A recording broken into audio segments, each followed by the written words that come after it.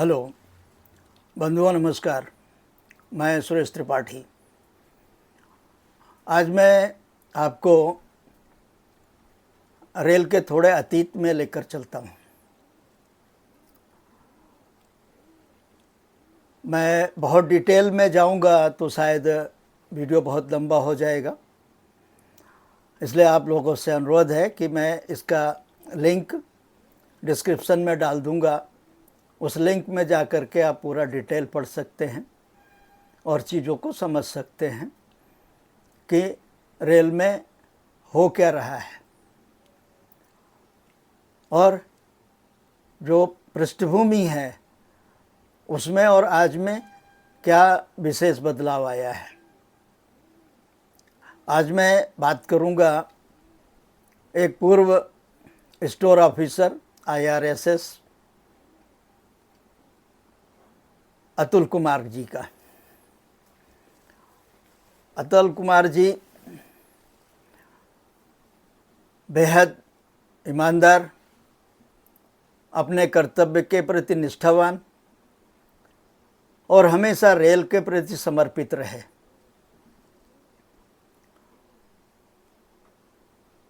दो 10-11 के आसपास की बात है।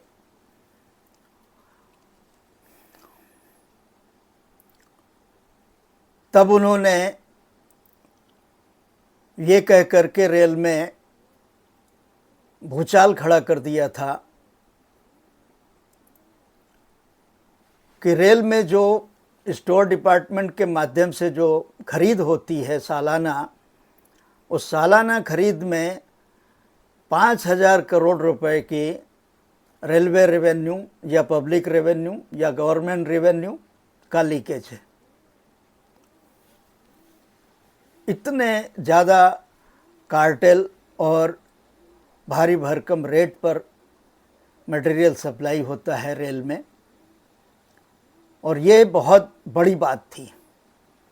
उस टाइम पूरे मीडिया ने इस बात को उठाया, पूरा हड़कंप मच गया सिस्टम में कि आखिर ये जो सालाना 5,000 करोड़ की रेवेन्यू लीकेज है वो क्या केवल कुछ कंपनियों, कुछ लोगों की जेब में जा रही है या इसमें कुछ राजनीतिक हिस्सेदारी भी है। जो आप गहराई से देखेंगे तो है, हमेशा रही है। इसी तरह से पॉलिटिकल और ब्यूरोक्रेटिक अथॉरिटी मिल करके देश को, व्यवस्था को लूट रही हैं, लूटते आ रही हैं पिछले 75-80 सालों से। ये हम सब जानते हैं और चर्चा करके छोड़ देते हैं क्योंकि अपने बस में कुछ नहीं है इसका। मगर अतुल कुमार ने जब ये बात उठाई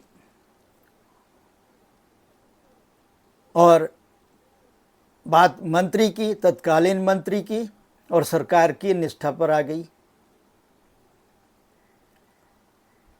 जैसा कि सब मानते हैं, अभी मैंने पिछले वीडियो में पूर्व IAS VS पांडे जी का उदाहरण दिया, जिन्होंने स्पष्ट शब्दों में कहा कि ईमानदारों से पॉलिटिशियंस को बदबू आती है, वह ईमानदार अधिकारी को पसंद नहीं करते हैं, वो चोर, चापलूस, चरित्रहीन, भ्रष्ट ऐसे लोगों को ही पसंद करते हैं, क्योंकि ज़्यादातर उनकी भी यही क्वालिटी है। ये हम सब जानते हैं, आम आदमी जानने लगा है अब, क्योंकि अब संचार का माध्यम बहुत तेज हो गया है और समाज के अंतिम आदमी तक पहुंच गया है, उसके हाथ में पहुंच गया है। अब उससे भी कुछ छिपा नहीं है। वो बोल नहीं पाता है क्योंकि उसके पास कोई मंच नहीं है, उसके पास कोई नेतृत्व नहीं है। खैर, तत्कालीन रेल मंत्री ममता बनर्जी ने भूचाल को शांत करने के लिए, या जैसी कि पॉलिटिकल परंपरा रही है, सरकारों की परंपरा रही है। जांच बैठा देंगे या मामले को किसी इन्वेस्टिगेटिंग एजेंसी को सौंप देंगे और वो धीरे धीरे अपनी मौत मर जाएगा। यही होता रहा है, बहुत सारे मामलों में हुआ है। इस मामले में भी यही हुआ। ममता बनर्जी ने इस मामले को भी सीबीआई को सौंप दिया। आज तक सीबीआई की रिपोर्ट का कहीं अता पता नहीं है इस मामले में कि उसने क्या किया, क्या इन्वेस्टिगेशन किया। खैर, ये तो एक्सटर्नल मामला हो गया। इंटरनल मामला ये भी हुआ कि इसके ऊपर एक इंटरनल सुझाव कमेटी भी बनाई गई कि आखिर इस लीकेज को, इतनी बड़ी लीकेज को रोकने के लिए क्या उपाय हो सकते हैं। उस टाइम के एडिशनल मेंबर रहे ए.के. मित्तल, जो बाद में सीआरबी बने, और एक और अधिकारी के साथ में अतुल कुमार को भी उस कमेटी में रखा गया। कमेटी ने बहुत सारे रिसर्च करके, वो रिसर्च खासतौर पर अतुल कुमार ने ही मुख्यतः किया, बाकी तो 2 मेंबर केवल नाम के थे। रिपोर्ट सौंपी। रिपोर्ट तो तीनों लोगों की है, तीनों की है, कमेटी की है, तो कमेटी की रिपोर्ट कही जाएगी, काम किसी ने भी किया हो। खैर, वो रिपोर्ट आज तक लागू नहीं हुई। ये सच्चाई है सिस्टम की। वो जो कमेटी के प्रमुख सदस्य थे ए.के. मित्तल, जिनको मल्लिकार्जुन खड़गे ने मंत्री रहते हुए आउट ऑफ वे सीआरबी बनाया था, उन्होंने सीआरबी बनने के बाद उस कमेटी की रिपोर्ट को, अपनी ही कमेटी की रिपोर्ट को कचरे में डाल दिया।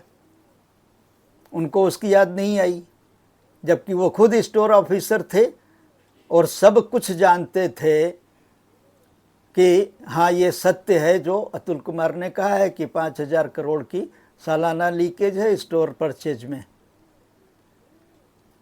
कुछ नहीं किया गया। इस तरह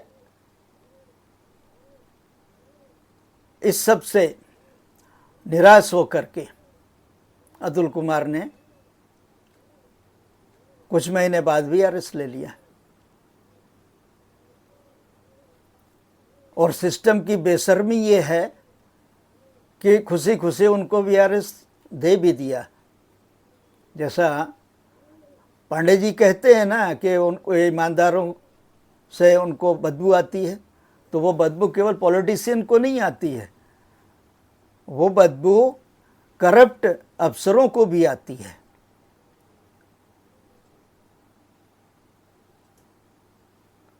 ये इस बात का प्रमाण है। और ऐसे और भी बहुत सारे प्रमाण भरे पड़े हैं रेल में, जिसकी बदौलत रेल की चेयर पर बैठ करके धंधा करने वाले, रेल के साथ बिना उचित प्रक्रिया के, परमिशन के विदेश भ्रमण करे आना, ऐसे बहुत सारे मनमानियां हैं जिनको प्रश्रय मिला इसी सरकार में, इसी मंत्री के साथ मिला। किसको? तो पांडे जी की बात यहाँ प्रमाणित होती है कि सब कुछ प्रमाण के साथ आपके सामने उपलब्ध होने के बाद भी आप कार्रवाई नहीं करते हैं। इसका मतलब क्या निकाला जाए, क्या समझा जाए? जिस तरीके से पिछले 10 सालों में साफ सफाई के टेंडर, जो साफ सफाई, चाहे वो हावड़ा स्टेशन हो, सीएसटी हो, कानपुर हो, प्रयागराज हो, लखनऊ हो, जो भी बड़े स्टेशन हैं, उनकी साफ सफाई का कॉन्ट्रैक्ट कम से कम 2 साल या 3 साल के लिए 2-3 करोड़ में, मैक्सिमम 5 करोड़ में होता था। वो टेंडर उतनी ही एरिया के लिए कुछ फालतू आइटम जोड़ करके 15 करोड़, 20 करोड़, 25 करोड़, 30 करोड़ के हो गए। काम उतना ही है, एरिया उतना ही है। कई बार मंत्री जी को भी बताया गया, हमने बताया कि जो एक्सेल काउंटर 2-2.25 लाख रुपए का आता है, कुल टैक्स वगैरह के साथ, सप्लाई ऑन द स्पॉट, वो एक्सेल काउंटर 7-8 लाख रुपए में खरीदा जा रहा है। जो नॉन इंटरलॉकिंग की मशीनरी, इंस्ट्रूमेंट, जो भी, जिनकी कुल लागत स्पॉट सप्लाई के बाद 80-90 लाख, मैक्सिमम 1 करोड़ के अंदर है, वो NI non interlocking 5 crore, 6 crore, 7 crore में खरीदी जा रही है। हमने बार बार लिखा कि भाई वंदे भारत की ज़रूरत क्या थी आपको? जो आपने टेंडर किए 120 करोड़, मैंने जो लास्ट परचेज रेट है पर रेक कोटेड रेट 120 करोड़, उतना ही पकड़ा। और ये गणित बताया, बार बार बताया लिख करके, कि आपके पास जो उपलब्ध टेक्नोलॉजी है, जो अभी कई वर्षों आगे चलने वाली है, एलएचबी की बात कर रहा हूँ मैं, उसमें उसका इस्तेमाल करके आप आधे में, मैक्सिमम, बहुत सारी कास्ट पकड़ के मैक्सिमम 65 करोड़ में आप उतना ही रेक बना सकते हैं। और आपने बनाया, अमृत भारत ट्रेन के नाम पर आपने बनाया। मगर अमृत भारत ट्रेन जो आम आदमी की सवारी बन सकती है, वंदे भारत तो एलिट क्लास के लिए आपने बनाई, जिसका बड़ा भौकाल आपने खड़ा कर दिया, जिसका आम आदमी के लिए कोई उपयोग नहीं है। 80% वंदे भारत की सीटें, जितनी भी वंदे भारत अब तक चल रही हैं, एवरेज अगर निकाला जाए तो 70 से 80% ऑक्यूपेंसी नहीं है, यानी 20-30% मैक्सिमम ऑक्यूपेंसी है अब तक जितनी वंदे भारत चल रही हैं। मैं ये नहीं कहता हूँ कि उनकी ज़रूरत खत्म हो जाएगी आने वाले समय में। आने वाले समय में हो सकता है वो हमारी मजबूरी बन जाए, हमको बैठना ही पड़े, चलना ही पड़ेगा। नया इनोवेशन है, बहुत अच्छी बात है, मगर इतने बड़े पैमाने पर खर्च, जो काम आपका 60-65 करोड़ में हो सकता था, 2 करोड़ का एलएचबी कोच और 16 कोच का 32 करोड़, 2 इंजन कितने हो जाते हैं, ये भी लगभग 30 करोड़, 32-30 62 हो गए। और हमने मैक्सिमम 65 करोड़ आपको बताए हैं एक रैक बनाने में एलएचबी का। अमृत भारत आपने किया, प्रयास किया, आपने इंजन का भी टेंडर किया, वो कैंसिल कर दिया आपने। जो पुल पुश इंजन बनाने का, जो 5000 इंजन बनाने का टेंडर किया गया, वो कैंसिल कर दिया आपने। ऐसे और भी कई सारे मामले हैं। ये जो पब्लिक फंड की अफरा तफरी हुई है कुछ खास कंपनियों को फेवर करने के लिए, वो लोगों से छिपी नहीं है। आने वाले दिनों में इसका विश्लेषण होगा, सीएजी भी इसका विश्लेषण करेगा, लोगों को बताया जाएगा, जैसे 14 के पहले हुआ था वैसे आगे भी होगा। ये प्रक्रिया चलती रहेगी। अदल बदल करके आप सत्ता पर बैठते रहेंगे, चलते रहेंगे और देश का आदमी, जनता मूर्ख बनती रहेगी। अतुल कुमार ने यही कहा कि आज की तारीख में जो परचेज 10-11 में थी आज उससे डबल ट्रिपल हो गई है। तो जो रेवेन्यू लीकेज उस टाइम 5,000 करोड़ सालाना था, आज उससे डबल ट्रिपल हो गया है।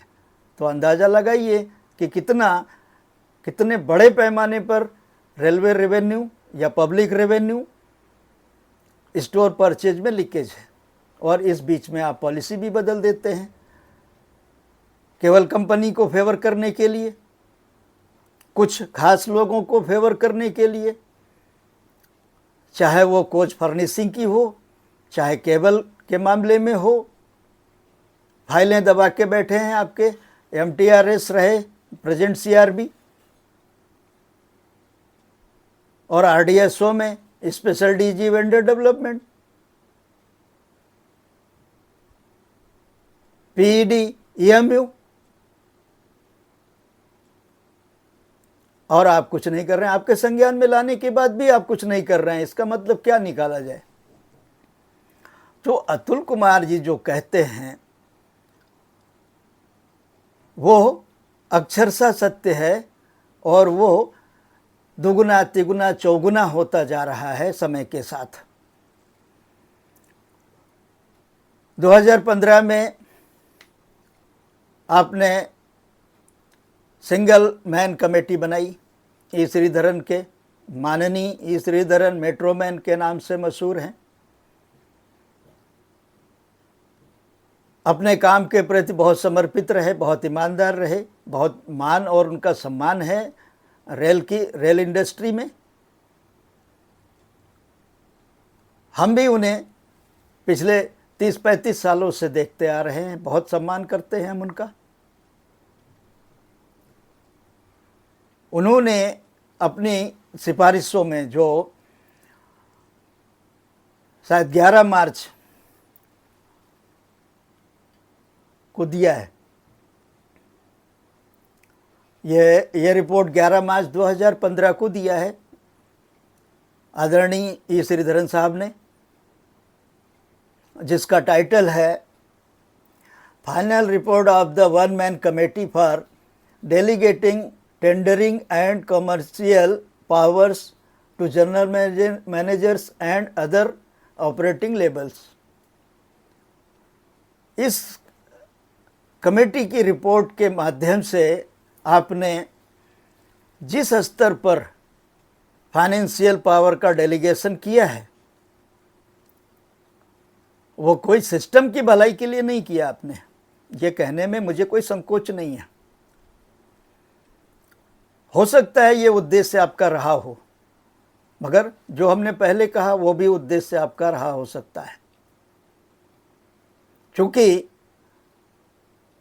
फंड कहाँ से आएगा? फंड तो इसी तरह से आएगा। तो फंड पार्टी फंड में या अपनी जेब भरने के लिए तरीका जो ईजाद किया गया, वो आने वाले वर्षों में भ्रष्टाचार को आसमान पर पहुंचा देगा। अभी तो केवल चरम पर है।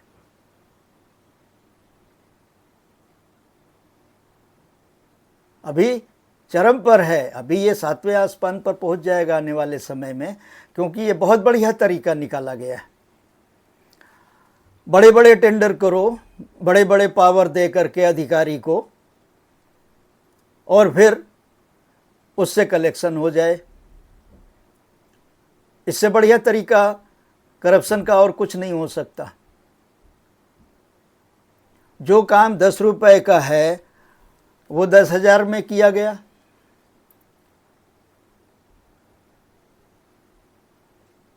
जो मटेरियल या जिस एक वस्तु इंस्ट्रूमेंट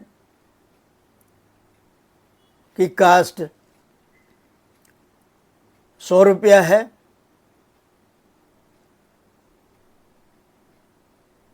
वो 10,000 रुपये में या 1 लाख में खरीदी गई। अभी मैंने जो उदाहरण दिए हैं उसी का ये आगे का उदाहरण है।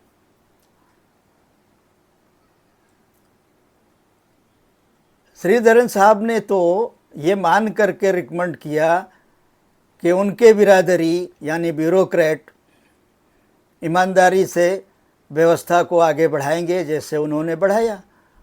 वो इस देश में मेट्रो रेल के जनक हैं।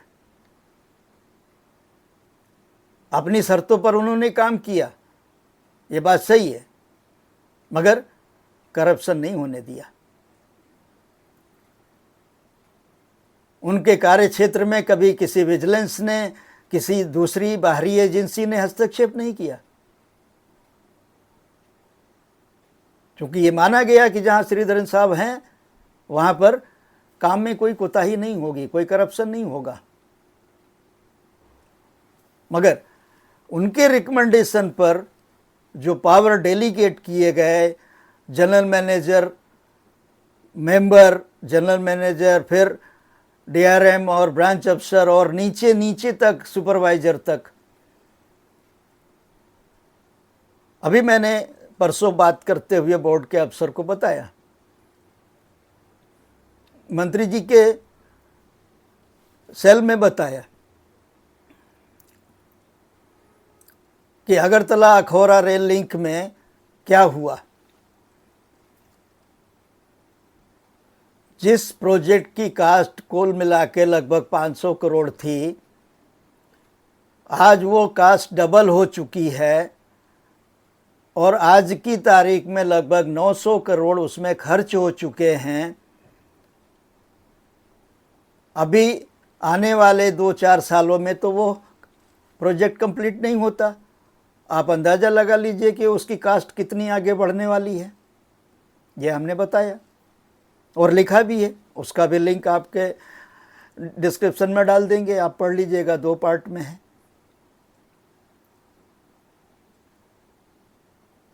ये सब चीज़ें आपके संज्ञान में लाने के बाद भी आप कोई कार्रवाई नहीं करते हैं तो क्या माना जाए। अभी जुलाई में बहुत सम्माननीय व्यक्तित्व रहे हैं रेल का, लगभग आज की तारीख में 80 लगभग के आसपास उनकी एज होगी। जुलाई में उन्होंने मंत्री जी को एक मेल किया, शायद पीएमओ को भी किया है और भी फाइनेंस कमिश्नर को यानी मेंबर फाइनेंस को भी किया है, बोर्ड के लगभग सभी मेंबर्स को किया है। ऐसी जानकारी मुझे मिली, ये भी मैंने बोर्ड के एमआर सेल के अफसर को बताया। उन्होंने साफ लिखा है कि माननीय श्रीधरन साहब की रिपोर्ट पर जो पावर डेलीगेशन किया गया है, फाइनेंशियल पावर नीचे तक, उसकी वजह से करप्शन का लेवल बहुत ऊपर हो गया है रेल में। उसको नियंत्रित करने की आवश्यकता है, यानी जो पावर डेलीगेशन किया गया है उसकी समीक्षा किए जाने की आवश्यकता जताई है उन्होंने। यह आज तक का रिकॉर्ड है कि कोई समीक्षा करता नहीं है, कोई सीनियर लोगों की बात का, सलाह का सम्मान नहीं कर रहा है। अभी हम एक और रिसर्च कर रहे हैं कि जिस कंडीशन में रेल चली गई है उसको सुधारने के क्या उपाय हो सकते हैं और कितना टाइम लगेगा उसको ब्रेक इवन में लाने पर। हम लोगों से जो सीनियर और रेल के एक्सपर्ट लोग हैं, जीवंत हैं, रेल की चिंता करते हैं, उनसे मेरा अनुरोध है कि वो अपना इनपुट शेयर करें, अपने जो पिन पॉइंट हैं वो शेयर करें, बुलेट पॉइंट शेयर करें, जिससे हम प्रशासन को, शासन को, मंत्री को, भारत सरकार को, मोदी जी को बता सकें कि वस्तु स्थिति क्या है। आप जो भौकाल खड़ा करके रखे हैं रेल के बारे में, उसका रंच मात्र भी एंड यूजर तक नहीं पहुंचा है। आप जितना मर्जी उतना बढ़िया प्रचार प्रसार कर लीजिए, मगर आम आदमी जो रेल का आम पैसेंजर है वो आज भी उतना ही दुखी है जितना 14 से पहले था। मानते हैं कि बहुत सारे सुधार हुए हैं, मगर सुधार का मतलब तोड़फोड़ नहीं होता। ये बात आपको ध्यान रखनी होगी।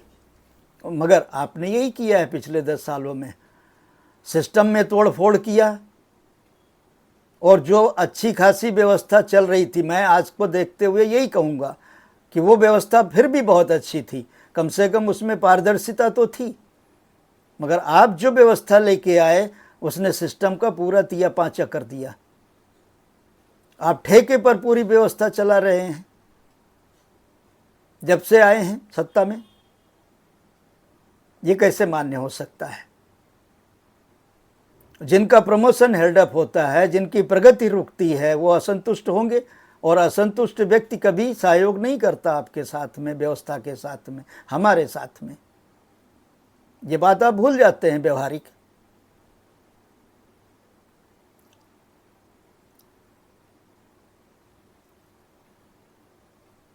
अतुल कुमार का जो यहाँ पर संदर्भ है, वो एक अकेला व्यक्तित्व जब इतनी सारी रिसर्च कर सकता है और इतने सारे संदर्भों में, विषयों पर, उन्होंने क्रिकेट के ऊपर महारत हासिल की।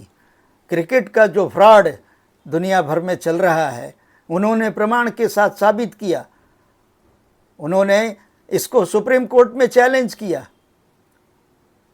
खुद बहस किया और प्रमाणित किया, जजेस को निरुत्तर कर दिया। इसके ऊपर उन्होंने 4-5 किताबें लिखी हैं जो ऑनलाइन अवेलेबल हैं, आप लोग मंगा सकते हैं, पढ़ सकते हैं, रिसर्च कर सकते हैं। आज तक उनकी बात को किसी ने काटने की हिम्मत नहीं की है। यह सत्य है। इसके बावजूद क्रिकेट में पूरे देश को मूर्ख बनाया जा रहा है, लूटा जा रहा है। अतुल कुमार जी का जो मानना है वो मैं उसमें लिंक में जो दे रहा हूँ उसमें आप पढ़ लीजिएगा, उनकी व्यथा कथा। इस व्यवस्था को, इस करप्ट व्यवस्था को देखकर वो आत्मा उनकी कितनी दुखी है। क्या हमें इस पर थोड़ा भी विचार नहीं करना चाहिए? हम एक फ्रॉड में अपना मनोरंजन ढूंढ रहे हैं और लूट रहे हैं। 300, 400, 500 रुपए का टिकट खरीद करके और हजारों रुपए उसमें उड़ा करके। तो जिस तरह भरमाने वाला काम बॉलीवुड करता है, वैसे ही भरमाने और लूटने का काम क्रिकेट करता है, और क्रिकेट के माध्यम से पॉलिटिशियन धन्ना सेठ हो रहे। ये एक और तरीका है देश को लूटने का। वो उन्होंने प्रमाणित किया है कि उसमें सारी व्यवस्था शामिल है, चाहे वो मीडिया हो, जुडिशरी हो, सत्ता हो, विधायिका हो, कार्यपालिका हो, प्रशासन हो, सब जानते हैं ये फ्रॉड है। ये अतुल जी कहते हैं, सब जानते हैं ये फ्रॉड है, उसके बावजूद सब उसका समर्थन कर रहे हैं। क्यों? क्योंकि सबको उससे मलाई मिल रही है। अन्यथा हम आप क्यों सपोर्ट करेंगे इस किसी फ्रॉड को, जब तक हम उसके बेनिफिशियरी ना हो।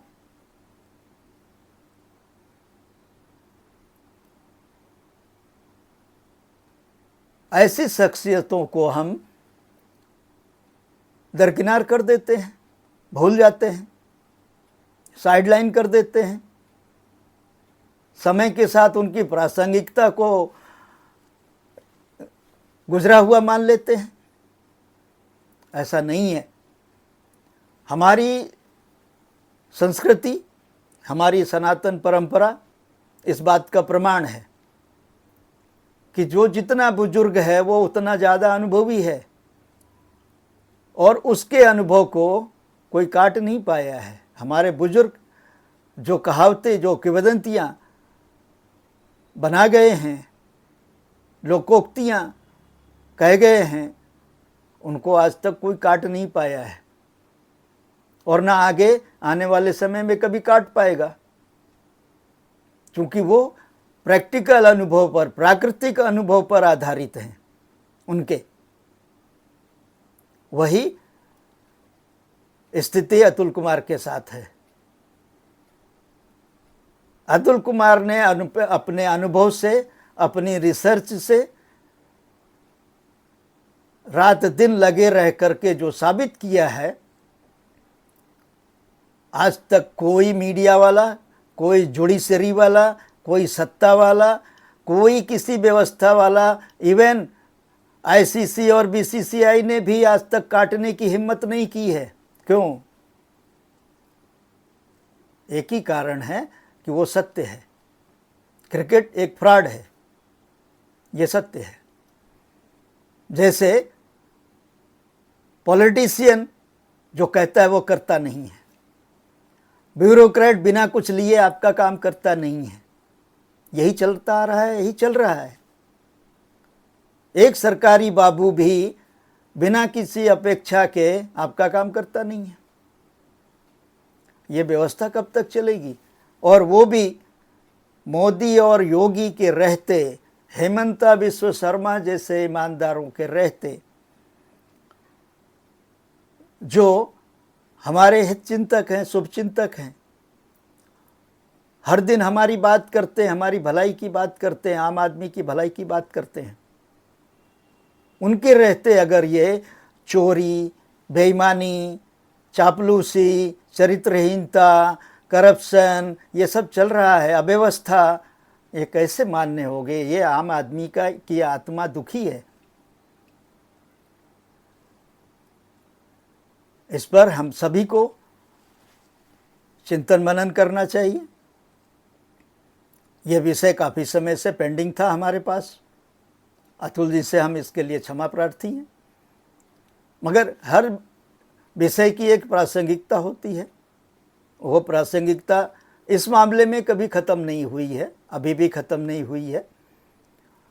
इसलिए मेरा आप सभी से अनुरोध है कि वीडियो भले ही थोड़ा बड़ा हो गया है, मगर फिर भी आप इस सब को धैर्य से सुने, समझें, चिंतन मनन करें, और इस चैनल को सब्सक्राइब करके इस विषय को ज़्यादा से ज़्यादा लोगों तक शेयर करें, कमेंट करके अपने विचार विनिमय शेयर करें। बहुत बहुत धन्यवाद।